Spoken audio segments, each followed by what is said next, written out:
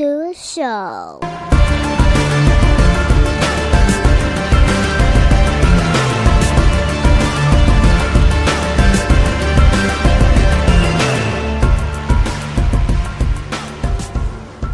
What's up, everybody? Welcome back to another episode of Off the Mats podcast.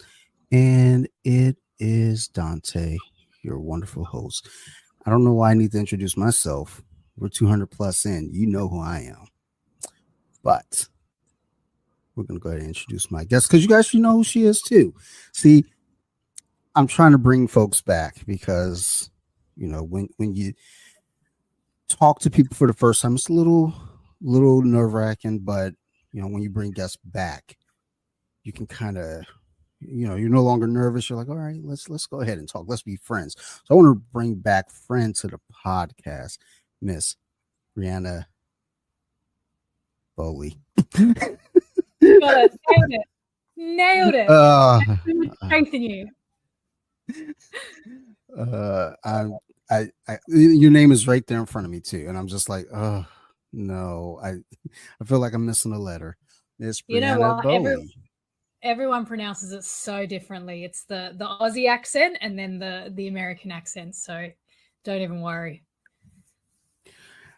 I was talking to a friend a while back, and we only really text, he and I. So when we finally got to do a podcast together, I don't even know what I was calling him, but it was not the right name. He goes, no, it's all right. It's fine. Like, you know, the Texas accent, the Maryland accent. I was like, buddy, that's no accent on my end. That's just me reading things completely wrong. And I called you a name that's not even remotely close to what's on my screen. So but you know, we're humans. We make mistakes. Exactly. But welcome back. And thank you for making the time to do this. I do appreciate it, especially with our time differences being what they are. So I'm always kind of like, oh man, like let's record it this time. I was like, I hope that's not too early. I hope that's not like in the middle of like, you know, dinner or something. So, but no, all good. It actually lined up perfectly, and yeah, it's my pleasure. So I'm very happy to be here.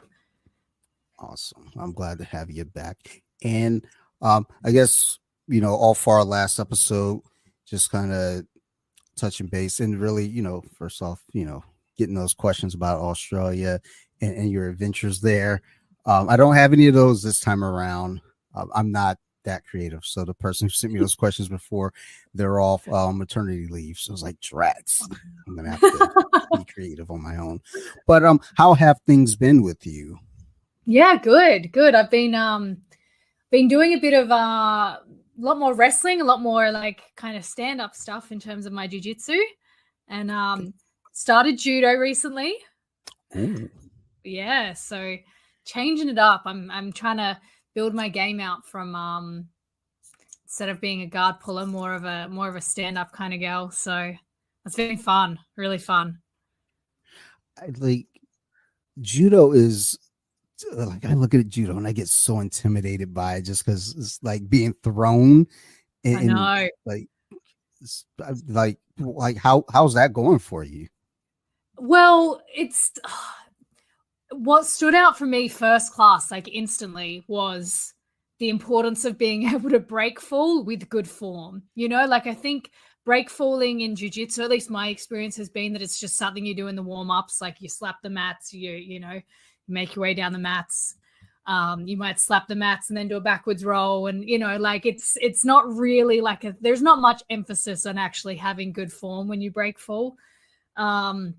But my first judo class, I think I got thrown, like just repetitively drilling moves. I got thrown at least a good 150 times. So I'm like, oh, like I got to have my break fall down because otherwise, you know, like that's a lot of impact on the body. And so,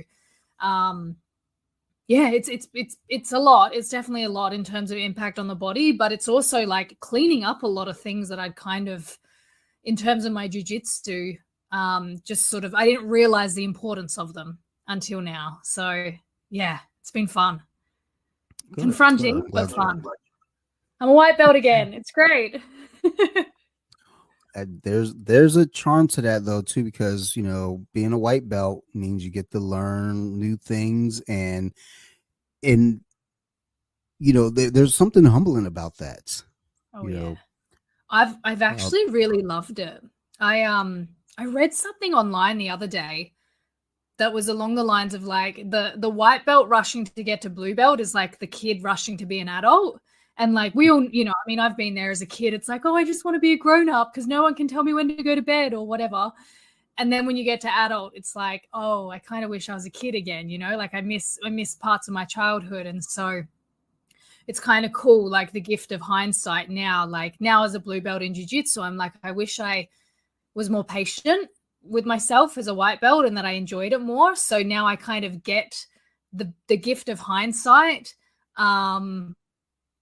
but on a slightly new journey. So and even down to like I had my very first class in judo, and it was well intentioned, but one of the other white belts started coaching me. And as a white belt in jiu-jitsu, you don't know any different. So you just kind of assume they know what they're doing and you go with it. But this time I was like, no, like, thank you, but no, thank you. I want to get this right the first time.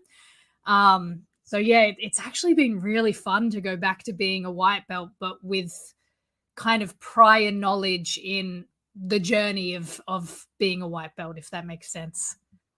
oh no, that absolutely does. I think about friends of mine who've done other martial arts and then they've come into jiu-jitsu, and it's just that they know the importance of paying attention, getting those reps, doing it right the first time. Whereas like myself, coming in, no martial arts experience before, and just thinking like, oh no, I can get through this with strength, right? And I could, but it's not right.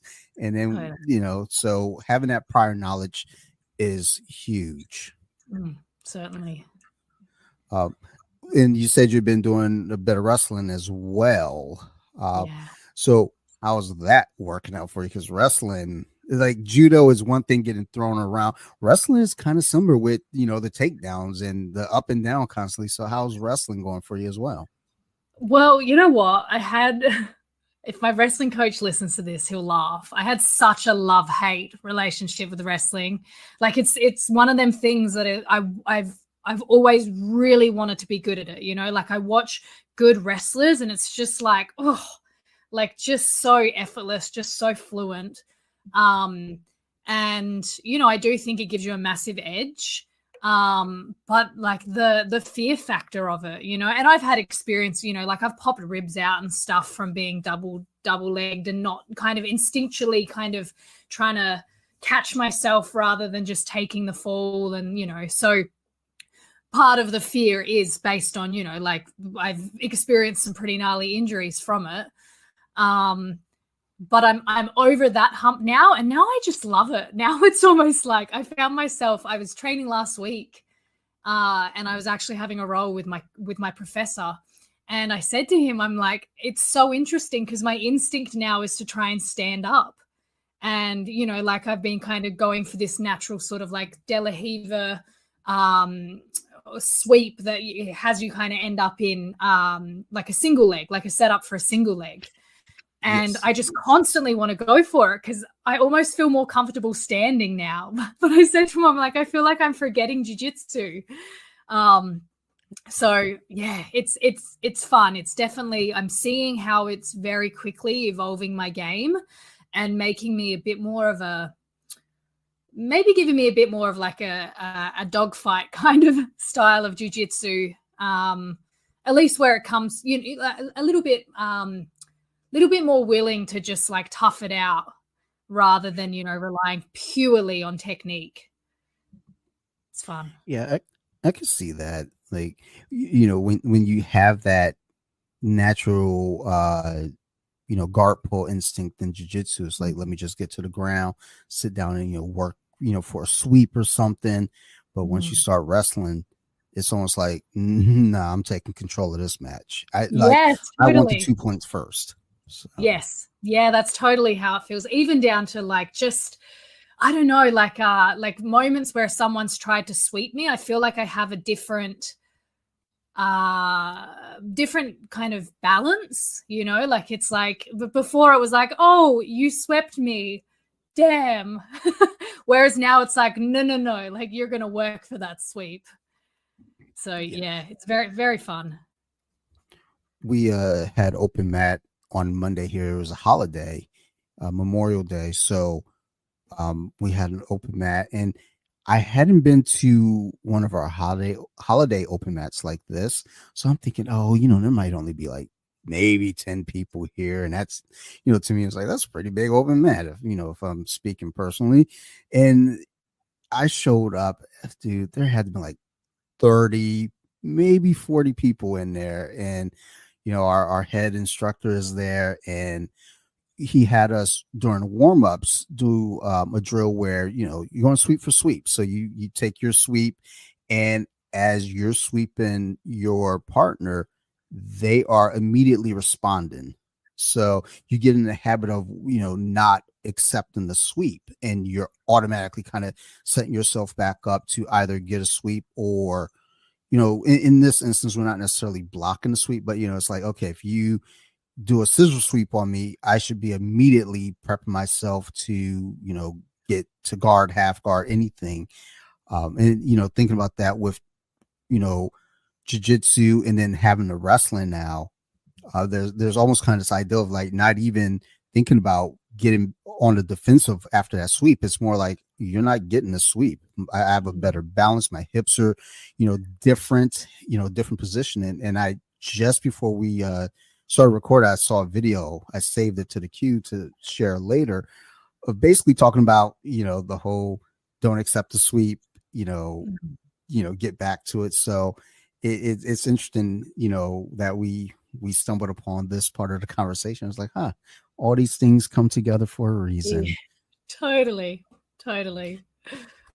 It's probably a reminder to me when I go back to class later this week, like, hey, don't accept the sweep, which I know it's going to happen. Like our Friday no-gi class is more of a wrestling class, but I still play jiu-jitsu. Like, oh no, you swept me again. Like, let me now, retaliate. Whereas in that class, they're like, dude, don't accept the sweep. Just, like, you're stronger than them. And all these kids in that class, they're younger than me by 20 years, most of them. And they're also wrestlers. They're like primarily wrestlers. So I'm like, okay, I'm gonna come in here and tough it out and be a bully. And they're just like, sit down, old guy. So, the cardio of wrestling, oh my god, like that's it's a whole other level. And I keep noticing, so Thursday nights is like live wrestling night, where it's literally just rounds of wrestling. Like there's no, if it goes to the ground, you get dominant position and then you stand up and you keep wrestling. And it's funny because for the last, I don't know, a few months, I've been like, why are my calves always so sore come Saturday? And I'm like, oh my God, it's from wrestling, like the driving forward. And it obviously just takes a couple of days to kind of kick in. But yeah, it's just, I don't know, a totally different movement pattern to jiu-jitsu. Yeah, wrestlers that I've encountered, well, not just that I've encountered, wrestlers that I watch as well, they're just tough. I remember being in high school and seeing the wrestlers, the guys that wrestled, and we all, those of us who didn't wrestle, we play another sport or something. A lot of the wrestlers played football, but even still, we crack a joke and we talk about them wearing the singlets and stuff, and like, oh, look at your little outfit. And those guys were the toughest, probably the toughest guys, and actually not probably, they were definitely the toughest guys in the school, guys and gals. We had females on the team as well. They're all tougher than anyone in that school, and just the practice for wrestling alone is brutal. So, just imagining, like you're saying, your calves are hurting, and you get dominant position. All right, cool. Stand back up. You do it again. It's like, dude, like, why? Yeah. I forget that wrestling's big over in the US. Hey, here it's not really a thing. Like it's now becoming a thing because I think jiu-jitsu is so big here. So it's like people are doing wrestling for jiu-jitsu, But as a whole, wrestling's not. It's not really a thing.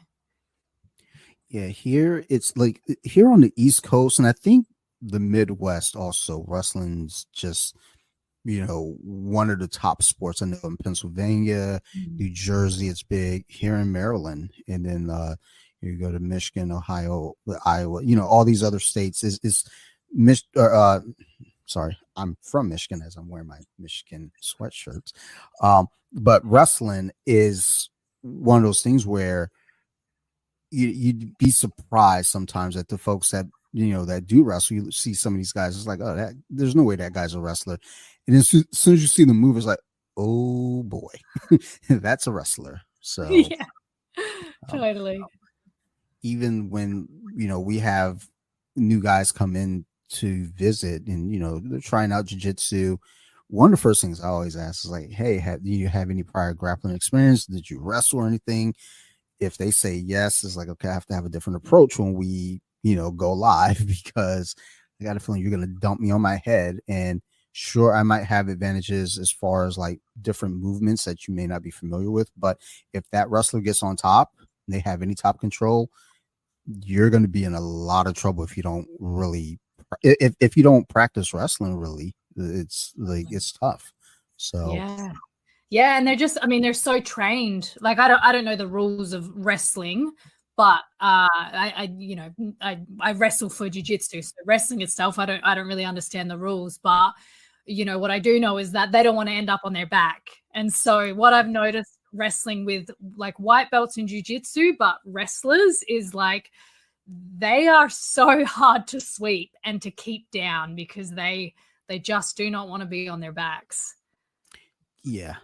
Sometimes when you get someone early on who really doesn't have a lot of knowledge on jiu-jitsu, once in a while they might roll to their belly. If you get them down, they'll roll to their belly, so they give up their back, and it's like, yes. And Yeah. once they learn that lesson, you'll never get it again, though, because that's another thing with a lot of wrestlers. They're quick. They're quick learners. It's like Oh they yeah, mess up once, or like, won't do that again, and totally. they just proceed to wipe the mats with me, especially because I'm just stubborn. I'm like, hey, I just want to pull guard, or like I might even sit guard. I had a friend recently visiting from Ireland, and he came to our open mat with us, and we paired up, and I was like, okay, how's this gonna go? He's a purple belt, I'm a blue belt. It's like, what are we gonna do here? So, and he immediately pulled the half guard, like deep half guard at that, and I was just like, fuck. Like, this guy has something up his sleeve. And then after he choked me, um, we stood back. I was like, all right, I can either try to wrestle this guy down or just pull guard. And he's a thick fella, so I was like, all right, he's got good takedown defense. Let me just pull guard and just work. We're like, I don't know. I thought maybe I could out wrestle him, and then he was like, no, nobody, no. So wrestling is It's king, but not when it's me. it's funny because that's one of the most frustrating things because obviously as I said I'm trying to really like build a bit of a takedown game, and so a lot of my roles now I'm intentionally starting from standing, and it's so funny because I'm there like searching for or trying to set up this perfect takedown, and then like they just pull guard and it's like, oh, what a waste of time and effort. Yeah, Yeah. it's funny. There's a lot of my roles that kind of start that way, where I think both myself and my partner were both really in the same boat, looking like, well, neither one wants to pull guard. We both want the takedown.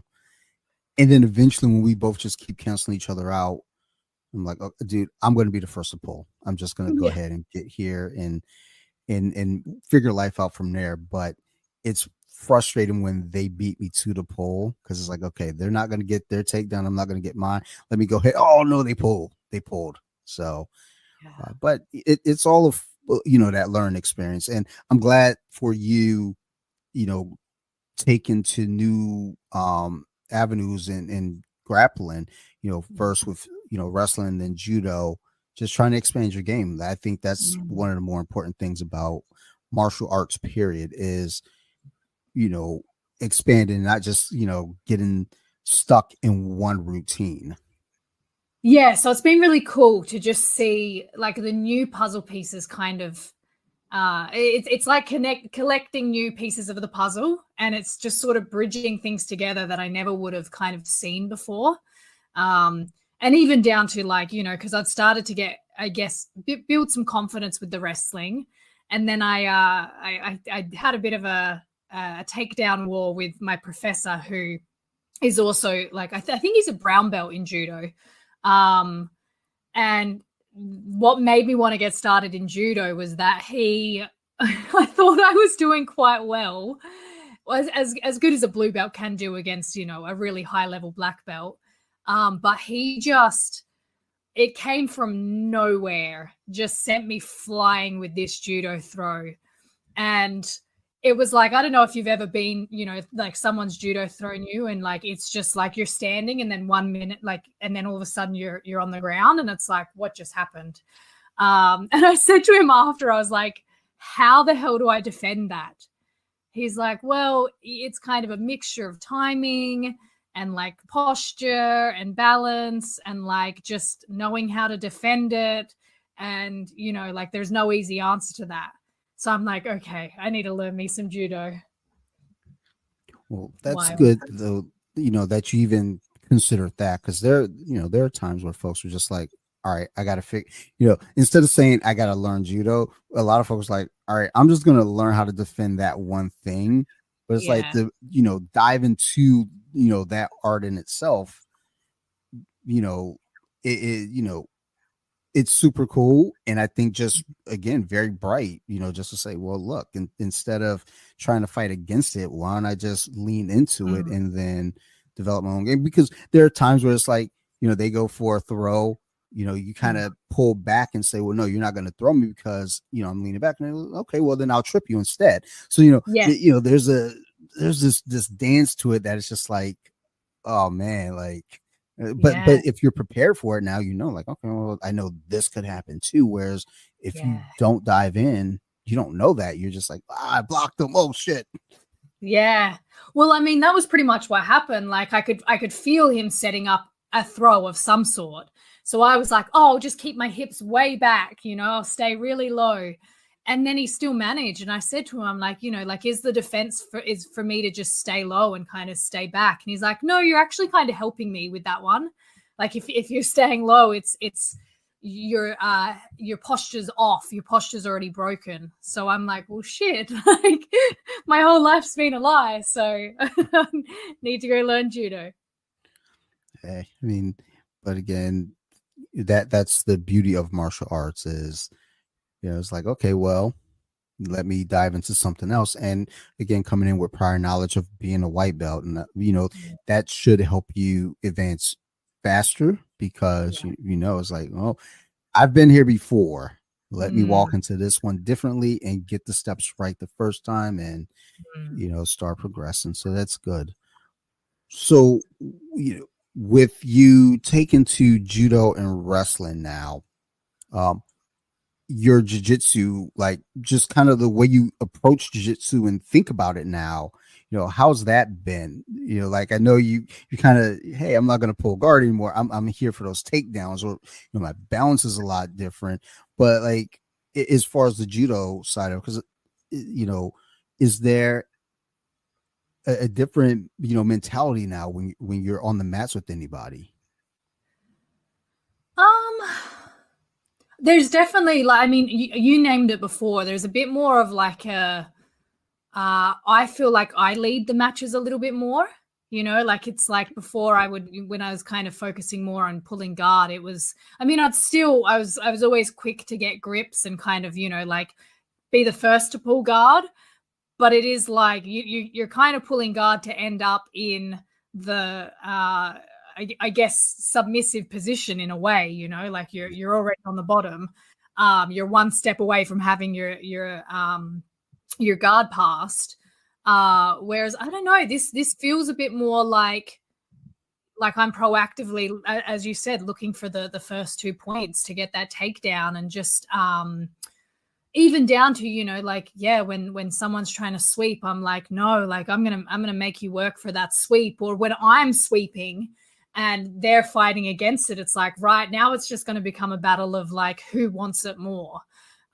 Which I've always considered myself to be quite technical with my jiu-jitsu, because I do train at a gym where there's a lot of big guys, you know, so it's really all I've got, the technique, maybe the speed. And so, yeah, it's been fun to explore adding in a bit more of that grittiness of wrestling and a bit more of that just like consistent push and drive, and kind of there's a little bit more willpower involved in wrestling. You know, it's just sort of a matter of like who's willing to fight the longest to get the takedown. So to bring that in on top of where I'm already kind of heavily focused on the technical side of jiu-jitsu, it's just really fun. And it's definitely evolved the way that I use my weight. You know, like a lot of when it comes to, you know, say passing the guard, like I've just little things like smash passes and like those sorts of things. It's like really almost like sprawling on my opponent, like driving the hips down to the ground so that there's no way they're getting their guard back. There's no way they're getting a knee through. Yeah, very much changed the way that I use my weight. Okay.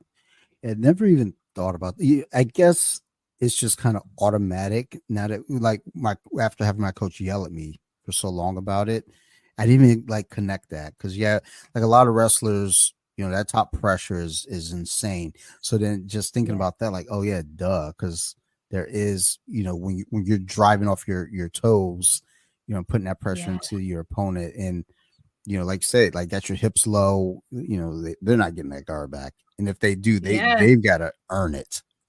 Yes. Well, even, you know, you think of like if someone shoots for a double leg, the first thing you do is sprawl. And so a lot of like that sprawl is about trying to get your hips down as low to the ground as possible, or with as much force as possible, so that they can't keep pushing forward for that. You know, you're breaking their posture so they can't keep driving forward. And so that has come into play a lot more than I expected in my jiu-jitsu, where, you know, I might be trying to pass and it's kind of I'm almost there, but their legs trying to sneak back in. And it's like, yeah, driving the hips down so that there's just no room. There's no room to get the leg back through. Yeah, that's one of those things that I've always struggled with, you know, just trying to retain my guard is like, but now that I understand that when I'm on top, it's just like, let me collect the legs, and I'm driving my shoulder into their stomach, and I'm like, oh, you're about to have a rough day, dude. And you know, I'm a big boy too. I'm not a small guy. And I'm just like, oh, like I told one guy the other day, I was like, you gonna carry all 215 of this, even though I'm down to like 200. I was like, you carry all 215 of these pounds. And I just hear him like, it was like, and then I felt bad. I was like, oh shit, because he was little. He was a tiny fella, but still, that's why he's doing jiu-jitsu. Oh, I love it. And you said you do compete, or you have competed previously before, correct? Yeah. So I've done a couple of comps. It's not it's I kind of consider myself to be a competitive hobbyist. I love the experience of competing, but I mean, around my work schedule, and it's not my highest priority. Let's put it that way. When I feel like I have a switch, like there's an internal switch where it's like, when I'm in comp mode, I am in full comp mode. Like I become one of those, you know, competitive, you know, the competitors in the gym where they're just there to kill. I become like that. But when that switches off, it's like full hobbyist. Ain't nothing wrong with that. Like I never even thought of it that way. Competitive hobbyist.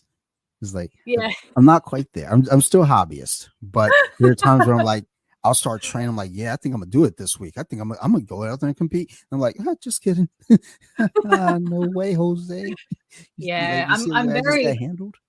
I think it's because I come from bodybuilding, you know, like I used to compete in fitness modeling, which is like a low level form of bodybuilding. And that was it was a very all encompassing sport, you know, like your whole life is based around when it's time to eat, when it's time to train, you know, like how much water you've got to have for the day. Like there's really no room for anything other than the sport. And so I think that's what comes out of me, you know, like that old way of being, where when I decide that it's time to compete, it's like, okay, well, if I'm going to do this for the next, you know, 6 weeks or 8 weeks or however long I'm kind of in, I hesitate to even call it this, but for however long I'm in camp, it kind of becomes, it's everything. It's my entire focus. And I got out of bodybuilding for a reason. So it's like, I don't want my whole life to be about that. You know, I want to have my little 6-week run and then back to just enjoying jiu-jitsu for the sake of enjoying jiu-jitsu. I feel like, you know, whenever we think about jiu-jitsu, well, martial arts, but, you know, because of us here, let's go with jiu-jitsu. You know, we all do it for a different reason, whether it be to become a world champion or fitness or stress relief or whatever it may be. You know, I always feel like, you know, we always have to kind of remember why we started it. You know, if you start getting to this point of like whatever it may be, it's like, you know, if you start getting too competitive, you know, it's like, whoa. Like, Yeah. you know, get back to base. Yeah. Yeah. Well, that's the thing for me as well. I know that if I become too competitive, I get to the point where like I lose the love of it, you know, and I'm someone, I find that I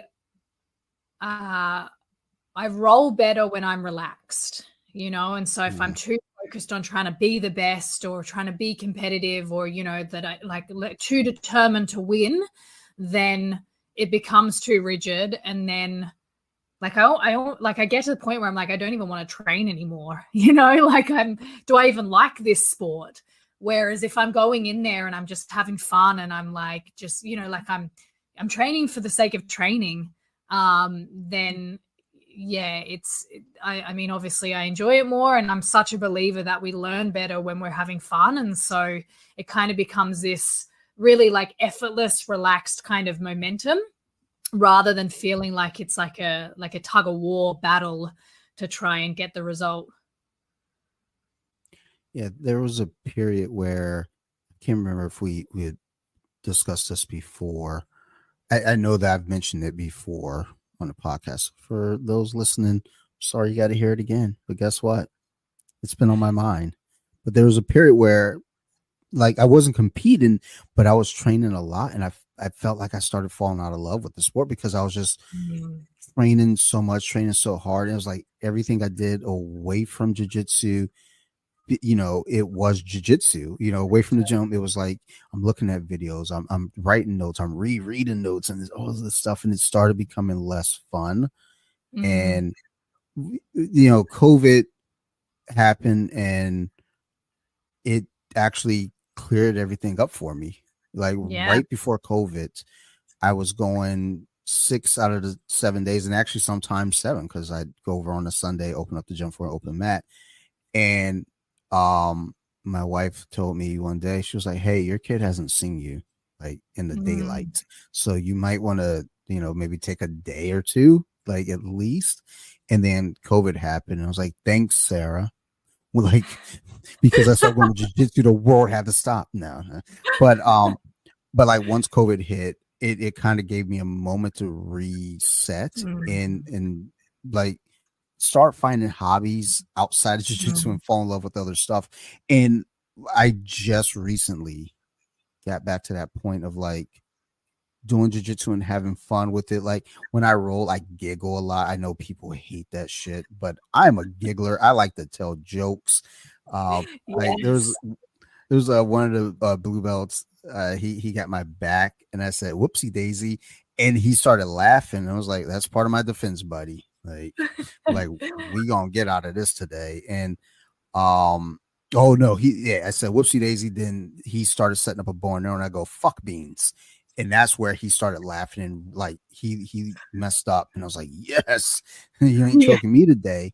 But like I'm having fun again, even though they may not be having fun when they roll me. They're like, this guy's an asshole, but I'm out there having a blast because before it was me being super rigid on the mats and just like I'm focused, and because I'm focusing so much, I'm actually forgetting things. I don't even know Mm. like I'm in a position. It's like shit. I don't know what to do. Now that I'm just having fun, it's like yeah, I might be in a bad position, but I'm gonna take a risk. I'm gonna do something goofy, and maybe to get me out of there. Maybe it won't, but we're all gonna have a good laugh looking at me do something dumb, and it's like, well, guess that didn't work, and they're like, yeah, it didn't. And then they go knee on belly, and I'm like, cool. That sucks. Like, I had a big lunch. Yeah. Yeah. Which, No, I really think that it's, I mean, for me, I'm training the least now that I've trained since being a white belt. And that's, I'm training like 3 days a week, which I know for some, like 3 days a week is a lot. But for me, it's, like I come from bodybuilding where it's like 7 days a week kind of thing. So, and sometimes multiple times a day. So yeah, 3 days a week. And it's really cool because I feel like I've found this real sweet spot where it's like my jiu-jitsu feels like it's evolving more rapidly than ever before. And it's like I'm hungry to go train, like I want to go train rather than it just being like a habit. And I'm recovering well, and I have a good life training balance, like I have other hobbies. I have a social life outside of my jiu-jitsu crew as much as I love them. And yeah, like I've something that I've really noticed in terms of my work, like doing the mindset coaching is kind of this, and I understand where it comes from. It's this kind of drive towards like, if someone loses a comp, it's like, oh, well, I'll just train harder. And it's like at some point you can't train any harder, like I know people who they train twice a day every day. And then on top of that, strength and conditioning and, going for runs and cardio and all of that. And it's like they lose a comp and then they're like, oh, I'll just have to up it to 3 sessions a day. And I'm like, whoa, like your body's actually asking for less output, not more. Because like eventually, like you're going to run out of time, you're going to run out of energy. And especially for us women, like adrenal fatigue is a very real thing. And yeah, I mean, it scares me a bit, to be honest. well, I feel like too, it's like you lose a competition, you go back and train harder, and then you go back and lose again, and you train harder. It's like that should be kind of a hint right there. It's like, Yes. and it's not to say take a break, but it's like, okay, like look at your matches, look at your film, and Yeah. see what was going on. And like, Yeah. and even if you can, kind of recall, yeah, I know whenever I look at, footage of myself, in class, if I do take any, which is rare because when I look at that shit, I'm like, oh my God, like, do I really look like that? But there are times where I can recall what was going on in that moment, like how I was feeling. It's like, you have to look at certain things, and it's not all about just like, oh, physically getting beat on a mat, yes, but like, where were you mentally? Yeah. What was your cardio like? Mm. Maybe you were in a panic in that moment, and it wasn't so much about your cardio being bad, but anxiety. Yeah. It's the thing. Yeah. It's that thing, like work smarter, not harder. I mean, Mhm. I remember having like my first comp as a blue belt, like I mean, all in all, it was a good fight, but I wasn't present, like I was in that panic state and I got sick. I came into the comp sick with bad allergies. I couldn't breathe through my nose. I remember my coach yelling out, like, breathe through your nose. I'm like, I can't. Because the second I shut my mouth, it was like just snot, like there was no air getting through. And like I it would have been really easy to be like, oh, because I lost that match. I made a silly mistake in the last maybe like 20 seconds of the match. And so she ended up taking my back and getting up on points. And I could have very easily gone, oh, like I'll just train harder, but instead I went, hang on, like I got sick. Like I was really sick beforehand. And so maybe this is a sign that like my body wants less output. And so like that was the takeaway. And knowing that I did go in quite panicked, which is it's not that's rare for me. I'm a very relaxed woman when it comes to training and those sorts of things. And so yeah, I was like, wow, okay, cool. Like I get to do less. And as I said, like here I am training like 3 days a week. And just feeling like I'm just seeing these big kind of leaps in terms of like my skill set. It's I mean, it speaks for itself. And I feel, you know, like it's I remember at that time, you know, when I lost that comp, going through that experience of like I'd wake up and be like, oh, like there's, you know, like the sore back, the sore neck, this like everything was sore. And I think often it gets written off as that's just part of jiu-jitsu. You know, my hands are sore, like my everything hurts. And at the moment, like I you know, unless I've gone and done like a leg workout specifically and I've got sore legs from that, for the most part, like I'm not sore. And I think that it's if you're constantly sore, then it's probably a bit of a sign that either you're training too much or there's some other stuff going on. I don't buy into personally and I know that changes with age, but I don't think that I don't buy into that thing that, you know, that's just a reality of jiu-jitsu, that you have to always have you know, just always be like a walking bag of bones, you know, creaking and whatever else. Yeah, I don't find it to be a good advertisement as well. When I try to tell my friends you should try some jiu-jitsu, it's like, well, why are you walking that way? Oh, you know, just another injury from jiu-jitsu. And why do your hands Right. look like that? You know, lasso, spider guard, stuff like that. Like, you can't turn your neck to your left. Yeah, you know, it was more of a crank, less of a choke. It's like, I don't know if I want to do jiu-jitsu. No, it's great. I love it. Like, you should try it too. Oh, it's You so know, true. I've had friends do the whole like, you know, this is when I was kind of going through a bit of a string of injuries, and they were like, Bree, like, is this worth it? Like, is this really? Do you really love this sport so much that you're willing to go through, you know, dislocated fingers and toes and ribs and yeah. Yes, but also like ideally I'll listen to my body. I'll train less if that's what it's asking of me. I used to always, and I still kind of say it, but I'm a lot smarter about my body and how I treat it, especially on the mats. But I used to always say I don't mind a little bit of pain coming from training because it's earned. It's not like, Mm. oh, you know, my back hurts because I've been sitting on the couch all day, because I do have that from time to time. If there's a Sunday and it's like, oh my goodness, there is nothing scheduled. All right, let's sit down and have a Star Wars marathon. And then after like a movie and a half, I'm like, oh, my back hurts. And it's like, Yeah. you know, it's not earned. It's like I'm getting hurt from sitting around. Whereas like if I'm on the mat, not, you know, because somebody cranked an arm bar and I didn't tap, but more so like, you know, just muscle soreness, you Yes. know, from movement. But you know, there's a lot of folks who have that mentality too, like no pain, no gain. And it's like, Mm. I mean, if I'm hurting, you know, Yeah. I maybe think chill.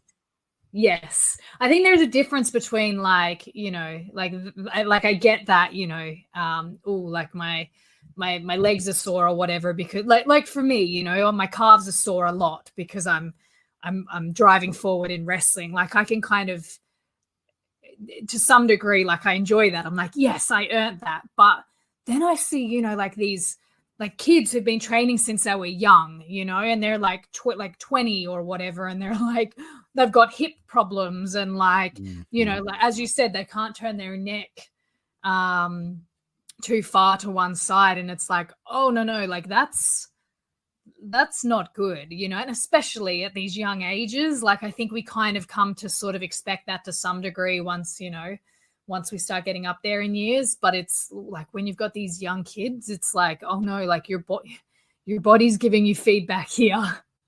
Yeah. My Yeah. buddy, who I've been trying to talk into doing jiu-jitsu for the longest time, like he's had multiple knee surgery. Like his body well, it was broken down. He's taking much better care of himself now. Mm. And I remember before we would play basketball, he would have to warm up for an hour before Oof. we could even play basketball. Like he would have Wow. to jog straight, like he had a whole routine set up. Whereas like we were in our 20s. Yeah, it's like, but Mm. his body was just Yeah. broken. And now he, we're older. I know he plays a lot of volleyball, and I guess one of our other friends who's a couple years older than us, they played last week and he got injured. And the one thing we were saying was like, does he stretch? Like, it was like, he says he stretched. I was like, I don't think he stretched since 1992. Like, that dude don't stretch nothing. But just when you're younger, there's kind of this mindset of like, I'm invincible. And then because Yeah. even me, my right hip has been bad since maybe 26, maybe Yeah. earlier. And just thinking like, oh, well, I'll be fine. I'm young, I'm invincible. And as I'm older now, it's like, oh boy, yeah, Mm. like I said, deep half. My buddy went deep Mm. half, split me up, and I was like, okay, I'm not okay now. So Oh, I take care of yourself. yeah. Yeah. In the past I've worked a lot of De La Riva, and I started noticing just the leg that I like, kind of hook in the De La Riva with, knee problems. And like when I say knee problems, just like little things that I could easily kind of pass off. Like it might be just that it clicks, or like I'll feel like a little something, and it'll go weak for like a moment, and then, oh no, it's all good. Or like, just like, if the feeling of almost like little micro tears was kind of the sensation that I'd been getting. And again, like none of it was particularly like painful or anything like that. It would have been really easy to just go like, fuck it, like I'll just keep going and just disregard it. But like I did start to really go, hang on, like this is becoming more and more consistent. Like it's not like a once every few months kind of thing where I feel a little something. It's like weekly.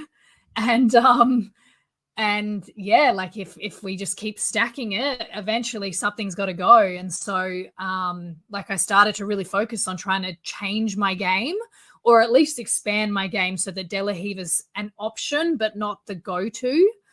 And like it's nice because I feel like I've given my knees time to repair. And now when I do go to De La Riva, which is a lot less often, I can't recall the last time I actually felt anything click or anything like that. So and I think that's kind of, sometimes the battle of jiu-jitsu, because it is like, obviously for however long I've been kind of training De La Riva and working on like setups from there, I've had to, like, it's become my go-to, it's become my comfort zone. And it's annoying to then have to try and figure out a whole other game. But it was actually one of my professors said to me that when he was a blue belt, he trained a lot of De La Riva, and then he did his ACL, and he was forced to change his game. And so, and it may not have been his ACL. I can't recall, but I know that he did something working De La Riva a lot, and that basically meant that he couldn't do it anymore. And so, yeah, it made me go, hang on, I have a choice here to evolve my game without damaging my knee permanently, versus waiting until it potentially does get damaged permanently and then being forced to change my game. So, I understand people's resistance to kind of listening to their body and changing it up a bit, because there is always that frustration period where it's just like drinking from a fire hydrant, trying to figure out a new game plan. But yeah, I think the alternative is a lot worse. Yeah. It just actually got me remembering now that for a brief moment I was playing with reverse De La Riva, and how my right hip wasn't strong enough for it. Like if we switched how I played, because it was basically coming off the idea of playing half guard. And if they Mhm. stood up, you can go to reverse De La Hiva, and we had a whole bunch of sweeps from there. But I couldn't get to reverse De La Hiva on the one side because my right hip. So it was like, okay, well, how about the other side? And it was strong on the other side, but it's like, but now my half guard is not strong from that side. So it's like, the question for me was, do I want to, all right, well, how do we strengthen this hip? Oh, there's going to be some work, but it can be done. Or do you just learn how to play half guard on the other side? And it's like, Mm. on the Mm. goofy side, are you sure? Because, like, let's just go ahead That's and get this hip strong. that's what I did. I was like, oh, the De La Hiva it's hurting my left knee, so maybe I'll just start working De La Hiva on the right. And then I'm like, it feels horrible. Like it's like Yeah. it just feels so unnatural. I mean, I could do it, but it was pretty ugh. And it took a lot more like mental processing. It would be like I'd set it up and then I'd kind of pause to try and like, oh, what's that thing that I do? Um, but and then I kind of went, hang on, like there is wear and tear on my left knee from doing this all of the time.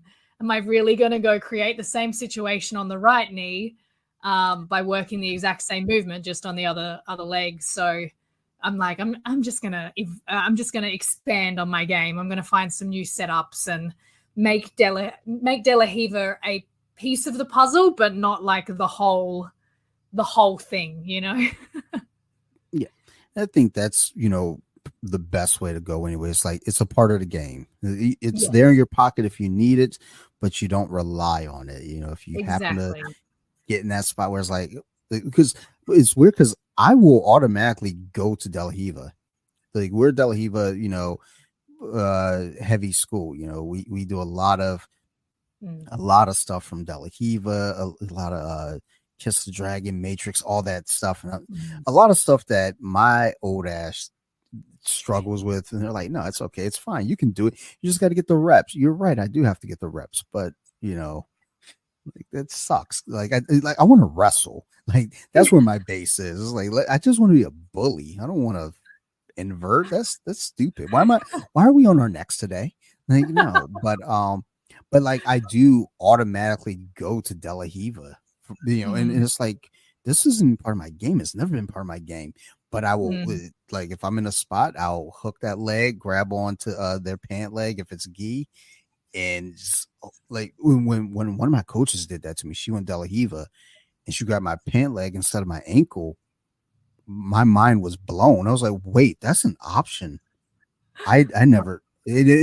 While I'm sitting there confused and thinking about it, I'm getting swept because I'm not even thinking about trying to get my leg out. I was fascinated. And then since then, that's where I go. I'll grab the ankle at first, and then I switch to the pant leg, and I'm like, I don't want to be here. Like, this is not my game. I like, and then there's that sit up. That sit up Yeah. to go to the single leg, and then it's like, all right, now we're dancing. Now we're in our world, Yeah. and it's fun. That's one of the things that I love about jiu-jitsu. It's like you kind of you're almost drawn to like these moves without really realizing, like when I first started working De La Hiva. So my coach, like my gym is very De La Hiva heavy as well. My coach's whole game is De La Hiva.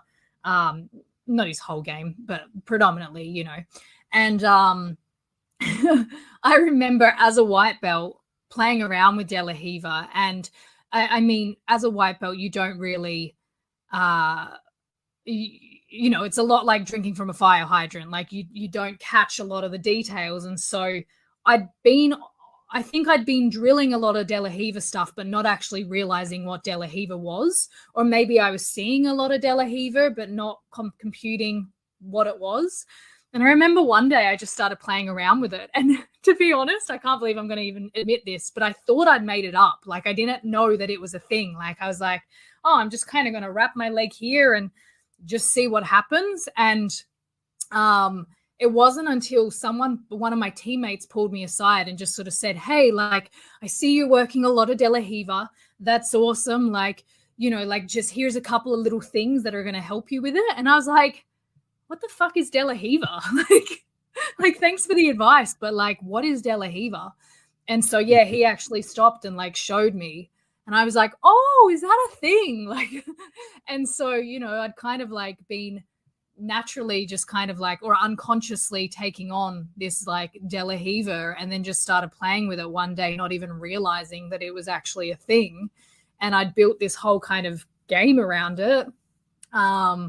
So yeah, it's that's what I love about jiu-jitsu, just like the way we naturally kind of gravitate to the things that suit our body, and maybe things that we've just sort of seen but not even consciously realized that we've seen. And even down to like, you know, there's things for me now where it's like, and I don't know if you have this experience, but I'll you know, go for a move or something and I'm like, what the fuck was that? And then it's like, because I keep a jiu-jitsu journal, I'll go back and I'm like, oh shit, I learned that like week 3 as a white belt, you know? And so, and I didn't consciously remember it, but it was there somewhere, you know?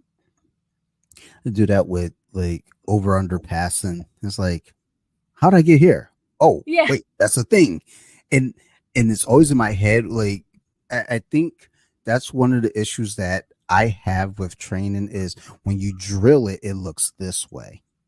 So during a roll, if it doesn't look this way, then in my mind, for me, it doesn't count.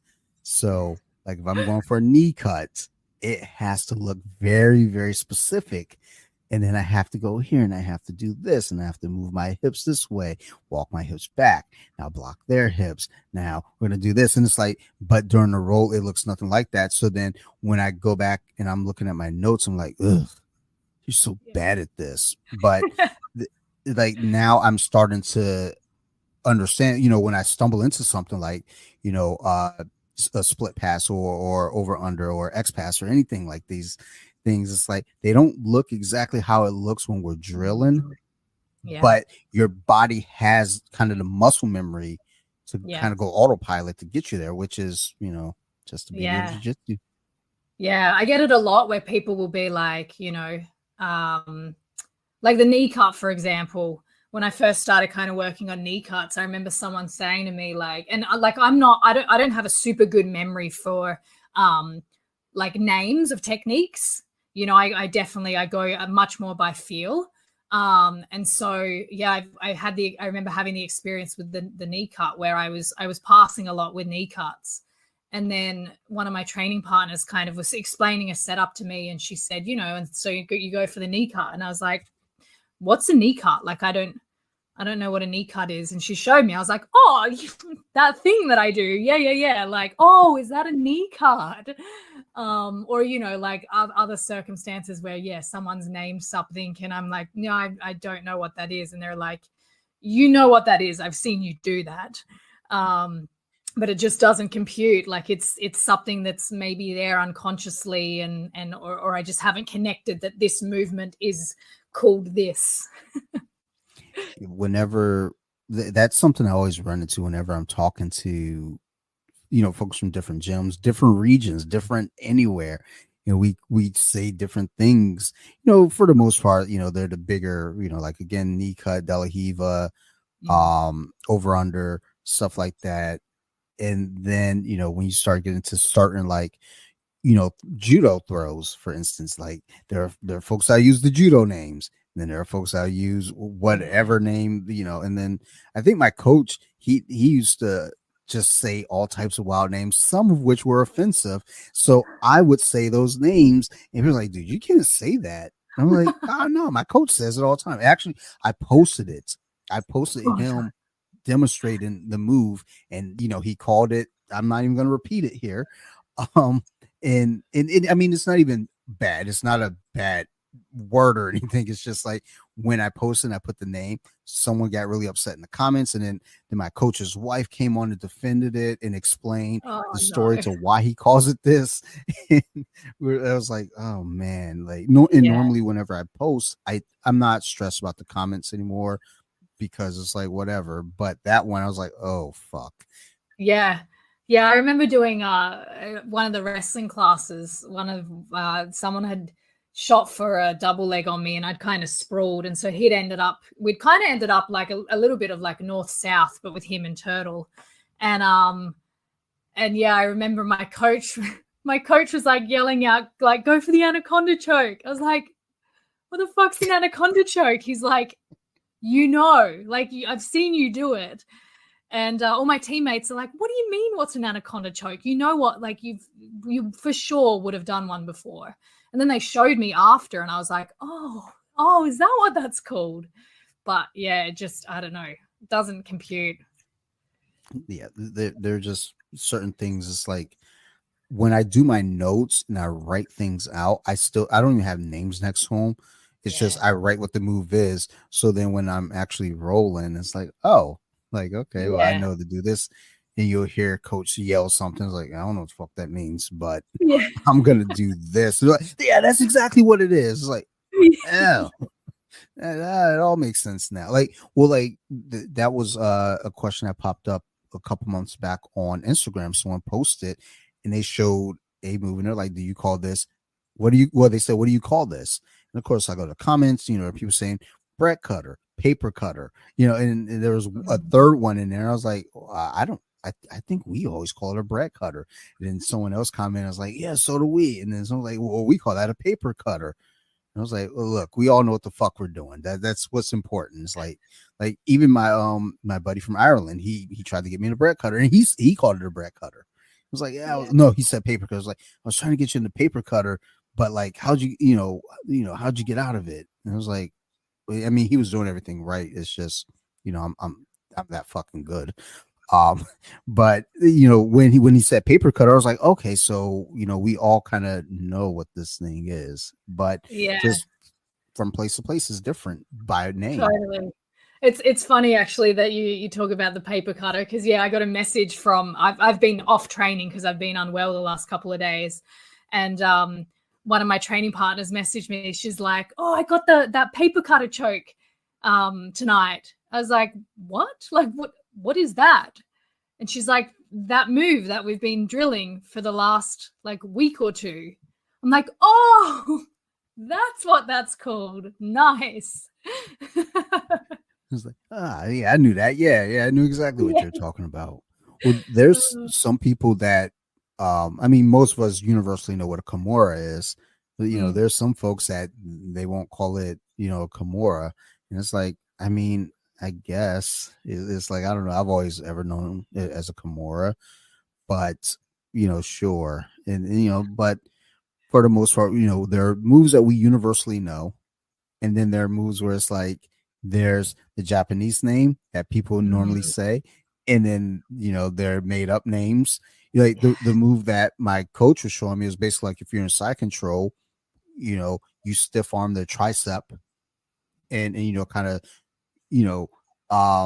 shrimp, not necessarily shrimp, but kind of push your way back. You're pushing them away as you're scooching back, and I can't even remember what it's actually called, but I know it as what he calls it, and I did it the other day, and I was like, haha, like, you don't know this in Ireland, do you? He knew what the fuck it was, but he just called it something else. And I was like, well, I wouldn't expect you to call it this over there, but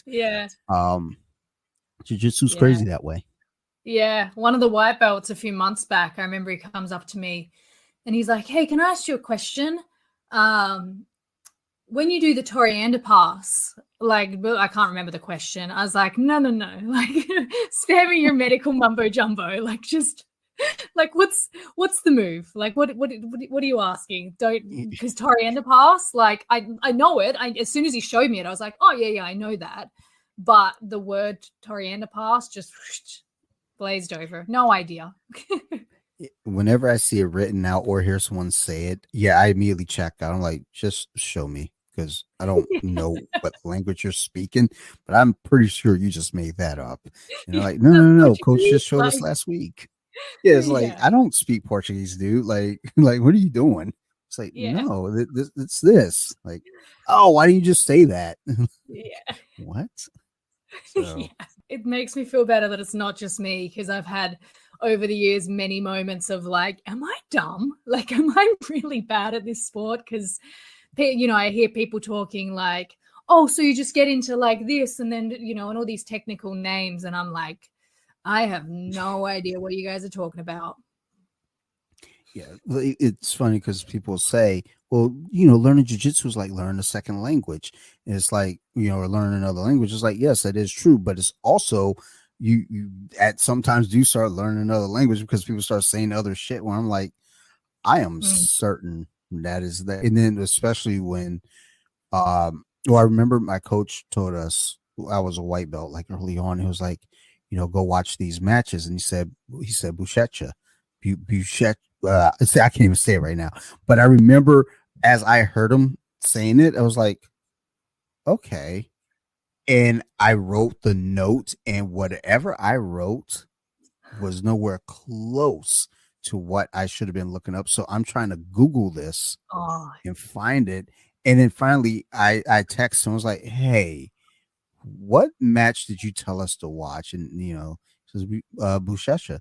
And I was like, yeah, okay, that's how you spell that.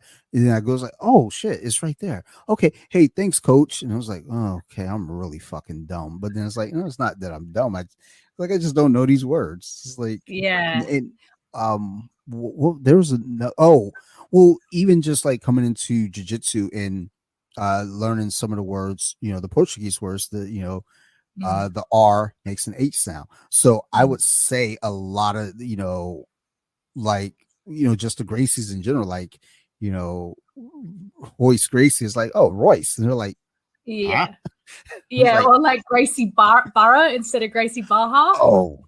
oh, people were breaking my balls for that. I was like, hey, Gracie Barra. They were like, what? Like Gracie Yeah. Barra. I was like, what the fuck are you saying? I was like, I was like, here, I'm Mm. saying this. I was like, you mean Baja? I was like, I'm pretty sure those are R's. Like, Yeah. people already give me shit for like when I say Baja Fresh. They're like, like Baja Fresh? Like, what? Fuck these Yeah. letters. I hate Yeah. these things. It's like I kind of think as you said, people talk about like learning jujitsu as like learning a language, but it's like learning like Japanese or something, or Mandarin as a Westerner, because it's like not only is the alphabet not the same, like it's like with jujitsu you've not only got to learn the words, so like knee slice, or like all like paper slice, all those different kind of, or paper cutter, sorry, all those different kind of terms, but you've also actually got to like learn the symbols in Mandarin or Japanese, and so like jujitsu is like this word is this move, or this word is this symbol. So it's you're kind of doubling up, you're trying to learn like what the meaning of the word, as well as like what the word actually looks like as a symbol in the body. Yeah. It's complex. And then what context to use that within, like yeah. Well, I think that's one of the fun things about it, though, too, is that it's like it's almost like having your own thing. It's like when somebody gets it, like if you're out somewhere and somebody hears you say something, and they're like, "Wait, did I hear Della Eva?" Yeah. They come over. I couldn't help but hear that you're speaking my language. Like I was ear hustling, and I heard you say Della Hiva. Oh my stars and garters! I did say Della Hiva. Did we just become best friends? Well, no, not yet, but we know the same words. Yeah. But I do think it's for me, it can be frustrating, on the inside, but then on the outside though too, there is kind of this cool factor to me where it's like we have this thing where Mm. we're learning. It's difficult. It's very difficult. Um, but at the same time, like I'll have people. I had a guest on recently said jiu-jitsu's easy. It's not hard. And it's like, I mean, you're a black belt now, so you can say that. I'm a blue belt, and I'm still fucking up a lot. I got rear naked choked by a white belt, a couple months back, and I had to question my life. I was like, you know, am I dumb? It's like no, the kid was just really really good. It was like, oh, okay, but there is this uniqueness to jiu-jitsu where Mm. as we're trying to learn all of this, it's like it's not like elementary school, where you're growing up and you all come in at the same class and you're all learning your letters together, and you're all Mm. learning how to, now make words and spell words and then make sentences. It's like you kind of come into this and the class is already going and you've got to kind of catch up to that class. Yes. So that's what I find to be fun about it. And maybe Yeah. I'm weird, but Yeah. No, it's I, cool. I love that too. And then, you add in like you've got people who go and do their own study outside of class, or, they've come across from different gyms. So they know different letters of the alphabet that you haven't learned yet, or, and so it's like I get it all the time, particularly in wrestling. Like a lot of the guys that train the wrestling class are like really passionate about working on their wrestling. So they're doing a lot of like study outside of class. Like they're watching matches and they're, really wrapping their head around like these different takedowns and stuff. And they come in and they're talking about it like it's common knowledge. And I'm like, whoa, like, hang on, like, what? And so, yeah, I mean, it's a lot, and I'm the same. I love it. It's such a dynamic hobby to learn, because there's just so many different elements to it and so many different contexts to it as well. It's like, again, you've got your hobbyists, you've got your competitors, you've got your people who just want to compete as a hobbyist, and then there's people who are like, no, I'm competing to be like the world's best. It's fun. Yeah, it's fun, like being on the inside, but I would never ever want to give up jiu-jitsu, having now been in it. But I wish to some degree that the game was where it's at now when I was coming up, to kind of see it from the outside, like, because jiu-jitsu, I think, especially now, it is so it's not like the biggest thing yet. It hasn't completely blown up, but it's growing. Like there's so many people now, you encounter them out and about and they know of some form of jiu-jitsu. They know something about jiu-jitsu. They may not know the most about it, but they might be aware of it. I was at a football game a few years back and I had on my gym's, I had on a jacket for my gym and it said Ivy League MMA. And there's a guy in the line and he goes, he was drunk. We're gonna go to the bathroom. He goes, oh, you train that shit? I used to train that shit. Now, the way that he said it kind of tells me that he probably didn't train that shit. But the fact that he's aware, he knows what it is, and probably mostly, because of UFC and MMA. But that counts for something, So jiu-jitsu being where it's at now, it's only gonna grow more. I don't see it slowing down anytime soon, but I wish that I could have seen it from the outside where it's at right now, just to really kind of like be in awe. Because when I was younger, I mean, we watched UFC back in the 90s. I think the first one we watched live might have been 3 or 5. I can't remember. I know my buddy's parents allowed him. He was taking Taekwondo at the time. They really embraced martial arts. So they're like, hey, let's go rent this Ultimate Fighting Championship thing. Here we are, like 14-year-old kids in a basement watching people get beat to a pulp. But it was this whole thought of like this new martial art, Brazilian Jiu-Jitsu. Let's see what the fuck this is. It's like, oh my God. And through those years coming up, seeing it, it was always just kind of like, it was very just like, okay, kind of straightforward. There's still some cool stuff, but very straightforward. And even going back and watching older UFCs with Royce Gracie and seeing what he was doing is like, very fundamental things as we look at. But now where the game is now, it's like we're watching one championship and Mikey Musumeci had a match and we're recording at the time. We're recording a podcast and I paused the podcast and said, everybody shut the fuck up. We got to watch this match real quick. Nobody in the room did jiu-jitsu. And just watching it, me knowing what was going on, I was like, oh my God. And they're like, it's 2 dudes humping. Like, it's just dumb. Like, what the fuck are we stopping for, dude? I was like, no, watch this guy. And but I would just be interested in seeing it, from those outside eyes and wonder, would I think this is dumb? Or would I be like, wow, I want to know how to do that? Yeah. I think as well, like just how much the game has evolved, like from that really, you know, like I guess almost um I'm hesitant to say it like this, but I can't think of any other way to say it. But that one-dimensional kind of like pass the legs, you know, side control, Yeah. get mount, like that kind of really traditional way, to now we've got like knee bars and like heel hooks and that real like leg kind of game, and it just, there's just consistently like buggy chokes and like all these new things, these unconventional things that are coming in. Like the game is just so dynamic now that it's like, I think for us it's, well, my opinion anyway is that it's a lot more entertaining because it's not quite so linear to win. It's very much like, you know, you think you're in a good position and then guess what, like you just got buggy choked.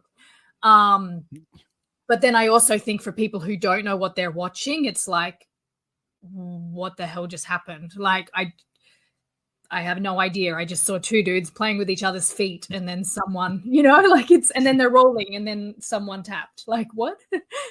Yeah. Like my science teacher had pointed something out like that when we were in high school. He was talking about how science is, there's so much going on. And if you have a keen eye to it, you can see what's going on. Meanwhile, those who aren't well versed, they're just like, well, what the fuck is that? And they're like, well, this. And he used pro wrestling as an example. It was like, if you're, if I'm watching pro wrestling, I don't know what's going on, but some of you guys might be watching it and you can say, well, hey, they did this, and that. And that's, the same with jiu-jitsu. It's like, Mikey Musumeci, he's going for a heel hook and I can see it. And I'm like, oh my God, and I can't remember who he was going against, but he shredded dude's knee. He would not tap. And the knee was just, oh my God. It looked like, I can't describe it, but I'm watching this and I'm cringing, but at the same time, I'm like, oh my God, this is amazing, but it's terrible. Yeah. And, my friend and his girlfriend are looking like, what the fuck are you talking about? And then my buddy goes, I don't think his knee is supposed to have been that way, but I was like, right. Yeah. He's in fucking, like, he's not tapping. I mean, that guy's tough. And then meanwhile, I'm like, maybe he's not too tough. Maybe he's a little dumb. Yeah. I remember when I first started jiu-jitsu and, like I had no understanding of like heel hook setups or anything of that nature. And I was watching a match with a group of friends who were all purple belt and above kind of thing.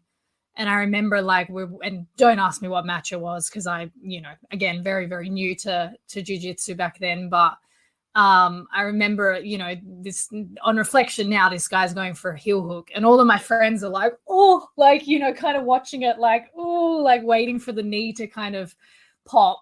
And I'm just sitting there ignorant to what's going on. Like, what are you all freaking out about? Like, I don't understand, And because I just didn't have the context of like, this dude's about to have his knee ripped off, Yeah.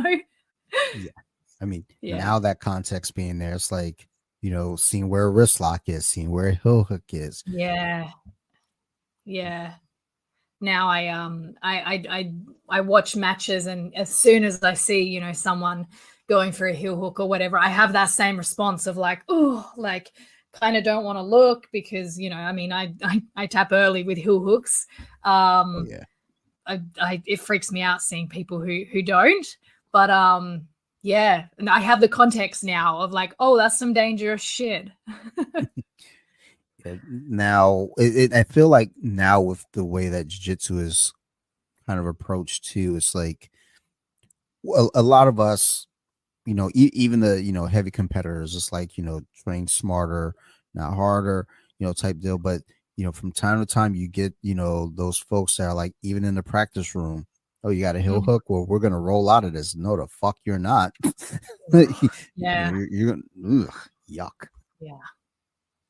But it's a lesson learned on how you are as a grappler, and just are you super serious, like are you a competitor, or you just a hobbyist or competitive hobbyist at that. It all the same. It's just your approach to how you're going to handle your taps in training versus not, or even in competition, because there are folks, I remember, well, we have teammates, if they're getting choked, they're going out. And I'm like, I mean, that's bold to look, you're looking at that abyss, right in the eye. If I feel the room getting fuzzy, I'm like, nobody, I got shit to do, and peeing myself ain't one of them. So, Yeah. It's funny because me and some of the girls at training, we have like it's kind of like how we rate, like how good a submission was. So my friend said to me the other day, we were drilling, it was actually the paper cutter choke, and she did it to me and I tapped, and she said to me after, she's like, was that a real tap? And I was like, well, like if we're here at the gym, like, yes, it's a real tap, because like I'm not going to put myself through the discomfort of being choked just in the name of not tapping. But I was like, if it was a comp, no, that wasn't a real tap. Like, like it's like in a comp, Yeah. I'm not tapping. Like in a comp, I'm going to suffer through some discomfort in the name of potentially trying to escape. But yeah, so it's kind of like it's how it's the scale that we rate, like how good a submission setup is. Like, is that like a training tap, or is that like a comp determined tap? Yeah. Like in training, I always feel kind of like not like the best training partner because I have a stubby neck. It's hard to get a choke in on me. And there'll be guys going for chokes and I'm not tapping. And it's like that sort of thing's like, dude, I don't want to discourage them, but I just have a fucking goofy neck. And like you're not choking me. Now, if you get anything that's a crank, I'm gonna tap just because again, I got shit to do. And going to the ER is not one of those things I'm doing today. But with chokes, and I know I get shit, from folks sometimes. I dive into a triangle. They're like, why are you diving into a triangle? Because I can hang out. Like in a choke. Well, yeah, like trust me. Just trust me. I got even when my buddy after we're rolling, he gets me with a collar choke, or a cross choke. I'm sorry, a cross choke. And I was like, and I fancy myself good at defending those, but I think I was just in such awe, like, holy shit, this is a dude I've been talking with for a year about training with, and now here we are. And then he gets me in a cross choke. I was like, well, fuck. So he goes for the Brett cutter. I'm able to survive that, and then he went for an arm triangle, and I go for the block right here. Answer the phone, and we were talking afterward. I was like, I usually bait that a lot because I can kind of hang out. You can go for the choke all you want, but I know I can defend that, and that's just kind of me catch my breath. And again, I get shit from teammates and coaches like, don't do that. That's fucking dumb. You're gonna get caught by the wrong person one day. It's like probably, but for the most part though, I feel confident, and it's still kind of a shit thing to do. Like if you're in a competition, like hey, you're still like losing. Like don't hang out there. But like in training, it's like I might use that as a breather, but I also do think to myself, it's like, and I hope I'm not fucking with anybody's like mental, like right now when they're like, I can't choke nobody. Maybe I'm not good. Like, no, you're really, really good. It's just that I have a stubby neck, and I can't help that. And I'm a little lazy too. So I'm gonna go to these places where I can chill. Like, but if you get a wrist lock, trust me, I'm tapping immediately. Like I have the softest wrist, and I'm not afraid to admit it. But hey, that's jiu-jitsu for us. Yeah. Wrist locks is one of them ones. I don't know. I just don't. You know how some people just like hunt for wrist locks? They just never occur to me. Like, and so the couple of times, it's so frustrating. The couple of times that I've gone for wrist locks, I don't know how often you roll with women, but most women seem to have very flexible wrists. I certainly don't. But the couple of times where it's been really obvious, like I'm like, oh, there is a wrist lock here, and I'll go for it, and they're just like their fingertips are like touching their, like there's just so much flexibility, and they just look me dead in the eye. They're like, yeah, no, I'm not tapping to that. So it's like it's a very unsuccessful. I don't go for it often, but when I do, it's very unsuccessful just based on my training partner's flexibility. So wrist locks frustrate me. I know this is kind of taboo, but it's okay because guess what? I'm going to tell you anyway. Just start wrist locking white belts. It's going to be fun. They hate it.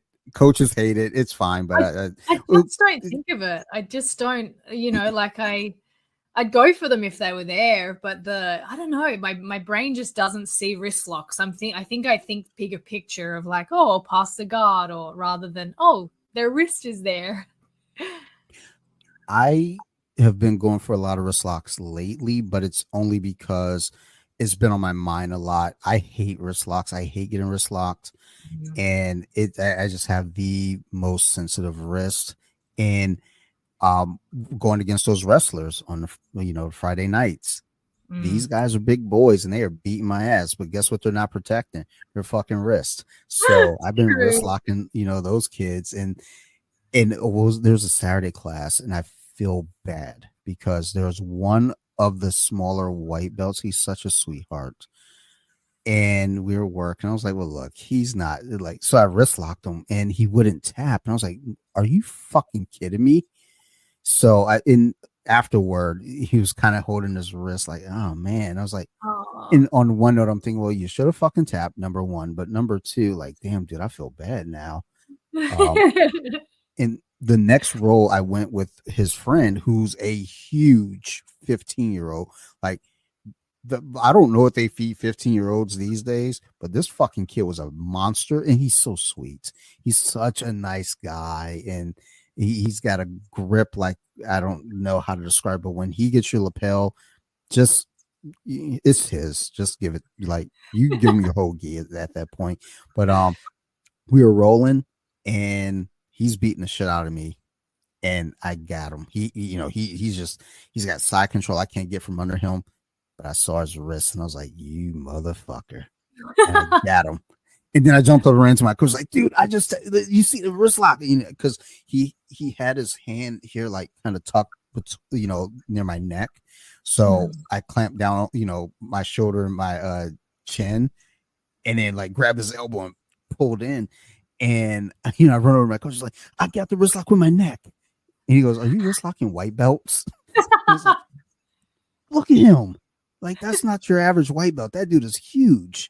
But, I guess maybe I shouldn't be saying on there to wrist lock white belts, but, fuck it. That's what I do. Because, look, I was a white belt and I got wrist locked as a white belt a lot. And I'm not going to put any names out there because I ain't no snitch.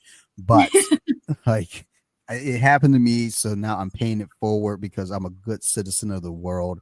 And that's how we rock and roll. But wrist locking is a weird thing where it's like, for me, for the longest time, it was never a concept to do it. And now I'm not necessarily looking for it. It's kind of like an addendum. It's like if I get your arm isolated for something, let's say I got an arm bar and I can't quite get that grip to break, but your wrist is there. Well, guess what? You're getting wrist lock. If I just see your hand just kind of waving, like, oh my God, if I see your hand just dangling there, it's like, a cartoon cat seeing, the fish in a goldfish bowl. It's like, I gotta have it. So just start looking for those little, it starts small. It starts small.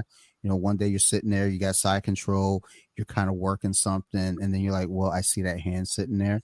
Just try it, like grab it. See. And it's like, okay, and then, the next time you're on with somebody else, you see it again, go a little further. The next time you do it, you gotta go fast, but don't break the wrist. And if anybody gets injured off a wrist lock because of my instruction shit, just understand this. I am dumb. I don't know what the fuck I'm talking about half the time. I don't do good things. So don't try to sue me because I ain't got no money, number one. And number two, like, you shouldn't have listened to me in the first place. Discernment. Listen with discernment.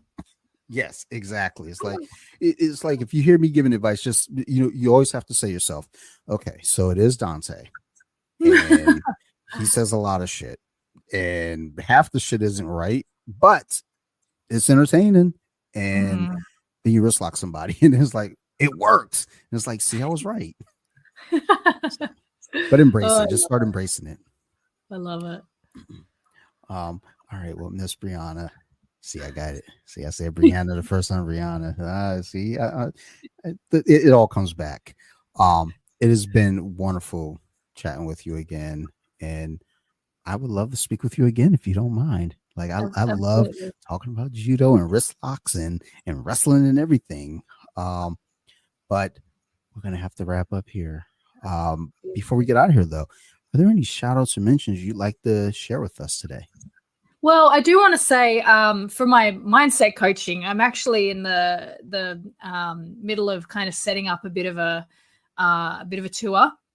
So if anyone wants to, no matter where in the world you are, if anyone would like to have me come speak at your gym or host a seminar somewhere, feel so free to reach out. You can just find me at Instagram under my name.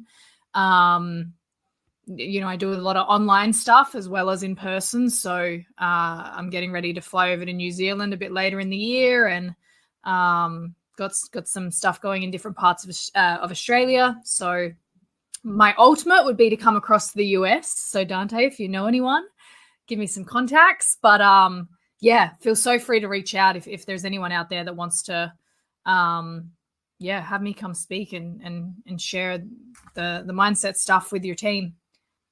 Absolutely. I'll make sure to that's in the show notes with your links as well, because thank you. That's how they got to find you. Yeah.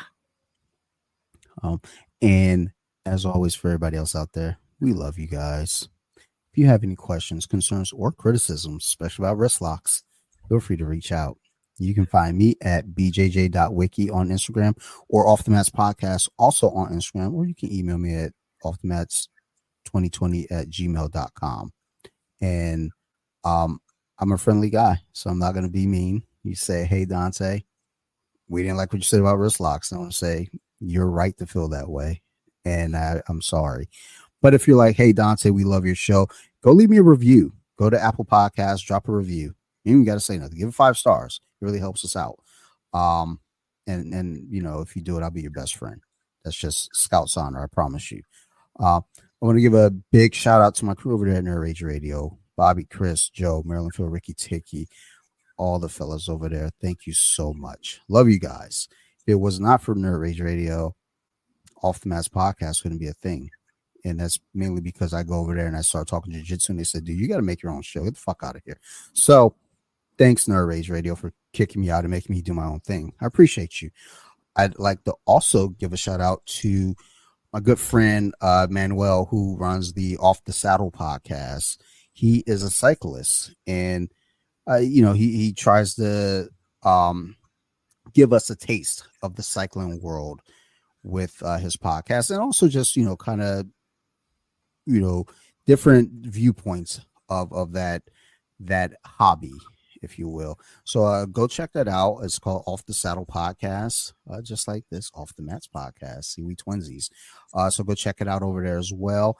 And I'd like to also give a shout out to my other podcast, So You Like Horror. If you like scary movies, go check that shit out. I promise you'll love it.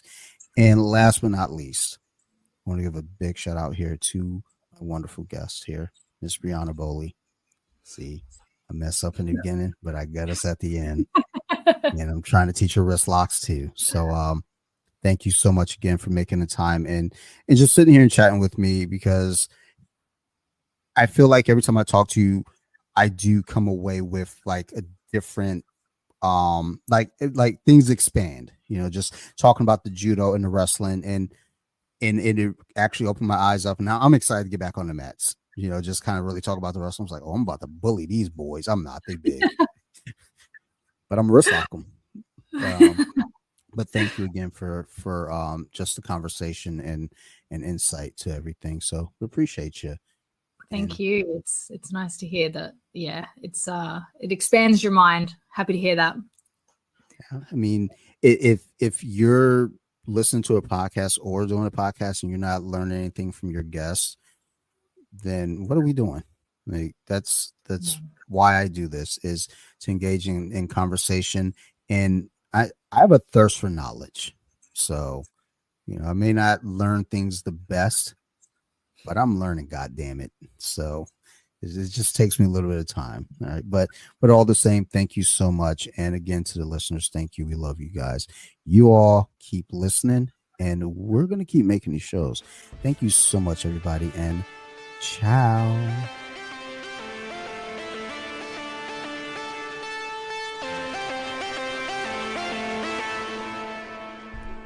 Deep with it. Now let me sing a song.